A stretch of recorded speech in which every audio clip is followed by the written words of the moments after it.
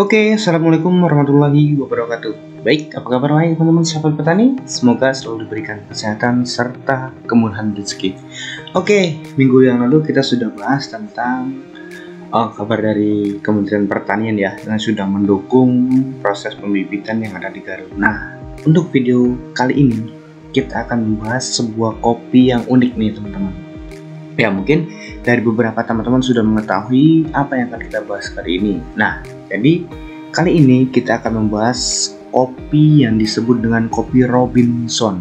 Nah, ada di beberapa daerah juga menyebutkannya sebagai kopi geludak ya teman-teman. Kalau di daerah Sumatera, di daerah saya itu banyak disebutnya dengan kopi geludak.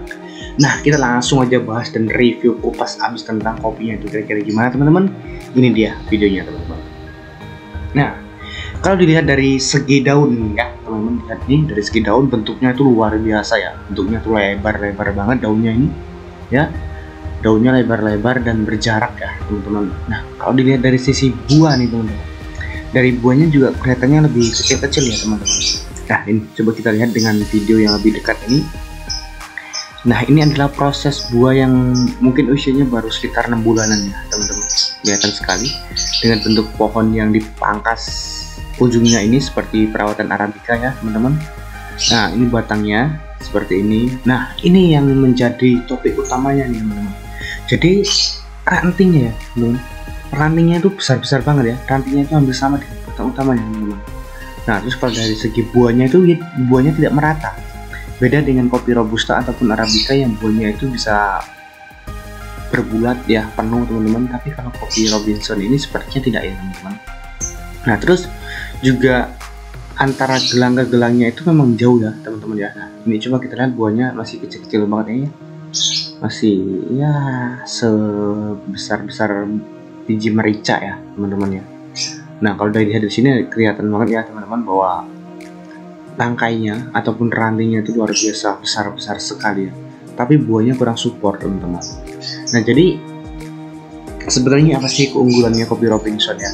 Jadi memang kalau di dunia perkopian di Indonesia, kopi Robinson ini juga ada, akan tetapi belum setenar dengan kopi Arabica dan Robusta ya teman-teman. Yang jelas kopi Arabica tetap menjadi pemenang yang pertama, kemudian disusul dengan kopi Robusta. Nah, kemudian ada kopi Libreca ya, ini kopi Libreca ini disebut dengan kopi Robinson teman-teman. Nah, jadi kalau kira-kira nih, kalau petani seandainya mau nanam kopi Libreca ini kira-kira gimana? Nah, ini menurut pendapat tim kami teman-teman, seandainya kalau petani ingin menanam kopi Libreca dengan lahan yang luas, itu sebenarnya oke-oke aja. Tapi perlu dipikirkan lagi, kira-kira nanti akan dikelola sendiri green bean-nya itu ataupun langsung dijual teman-teman. Karena prospek untuk penjualannya kopi Libreca ini masih terbatas teman-teman, beda dengan Robusta ataupun Arabica yang semua orang mau nampung teman-teman. Dalam artian seperti ini teman-teman, sebenarnya bisa saja kopi Libreca ini dicampur dengan kopi Robusta, karena kalau untuk yang di gudang-gudang biasa itu dia tidak akan mementingkan dari klon apa green bean-nya. Akan tetapi sebenarnya kalau di dunia perkopian, alangkah baiknya kalau seandainya kopi Libreca ini juga dipisah sendiri teman-teman. Jadi biji kopi dari Libreca kita sortir, kita proses sampai menjadi green bean, nah kemudian kita pisahkan teman-teman. Jadi sebenarnya apa sih kerugiannya kalau seandainya kopi Libreca ini ditanam oleh petani biasa teman-teman? Nah, jadi gini teman-teman, kalau dilihat dari segi bentuk pohon, tadi kita sudah melihat sendiri ya, kalau bentuk pohonnya itu besar-besar, terus rantingnya juga terlalu panjang, besar, panjang, dan menutup area lahan. Nah, itu menandakan bahwa sebenarnya kopi Libreca ini kurang cocok kalau seandainya mau dicampur ataupun digabungkan dengan kopi Robusta teman-teman. Dikarenakan hal tersebut, makanya kalau seandainya memang para petani ingin menanam kopi Libreca ini, usahakan di satu tempat ataupun satu bidang. Jadi khusus dengan tanaman kopi Libreca ini. Nah, nanti juga ke depannya bisa dikonsepkan bahwa kopi itu menjadi kopi Libreca ataupun kopi Robinson juga. Nah, jadi nanti sistem pengolahannya bisa dijadikan sebagai kopi pengolahan green bean dari Robinson teman-teman. Nah, kalau dilihat dari sini kan ya teman-teman, ini kelihatan sekali nih.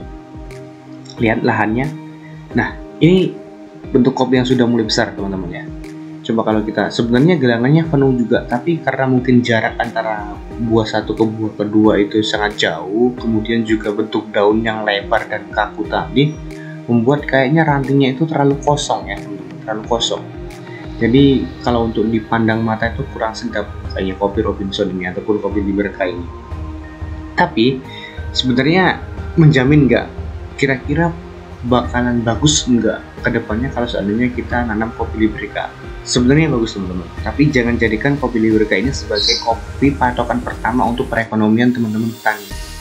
Karena kenapa? Karena kalau lihat dari segi buah juga sepertinya akan ada kurang ya, buahnya itu tidak maksimal seperti kopi Robusta teman-teman, dan sama kayak kopi Arabica.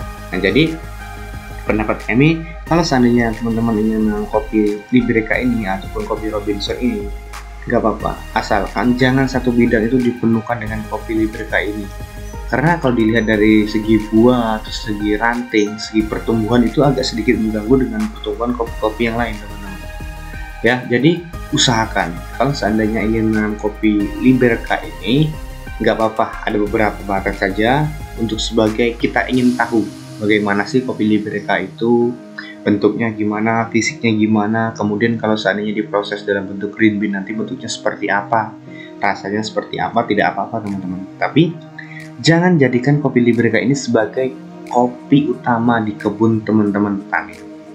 Ya, nah itu pendapat dari tim kamera mahasiswa. Semoga pendapat itu bisa diasumsikan kepada teman-teman sebagai petani. Tetap kalau seandainya teman-teman ingin mengejar hasil yang maksimal, itu adalah kopi Robusta.